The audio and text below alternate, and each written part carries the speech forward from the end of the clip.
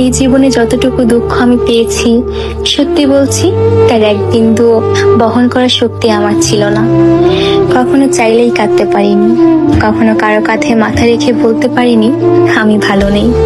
তাই নিজের ভেতরেই সব জমিয়েছি, হাসি মুখের আড়ালে, নীরবতার গভীরে। মানুষ ভাবে আমি শক্ত, আমি নির্লিপ্ত, আমি সব পারি, অথচ জানে না ভেতরে ভেতরে আমি কতবার ভেঙেছি। একা রাতে বালিশ ভিজিয়েছি, চোখের জল দিয়ে গোপনে যুদ্ধ চালিয়ে গেছি। আমি নিজেকে এতবার জোড়া লাগিয়েছি যে এখন নিজের আসল রূপটাই ভুলে গেছি। কখনো ভেবেছি হয়তো এই দুঃখগুলো সামলে নিতে পারবো, হয়তো সময় ঠিক করে দেবে সবকিছু, কিন্তু বাস্তবতা হলো আমি আয়ত্তের বাইরে দুঃখ ধারণ করতে করতে এখন নিজেই ধ্বংস হয়ে গেছি।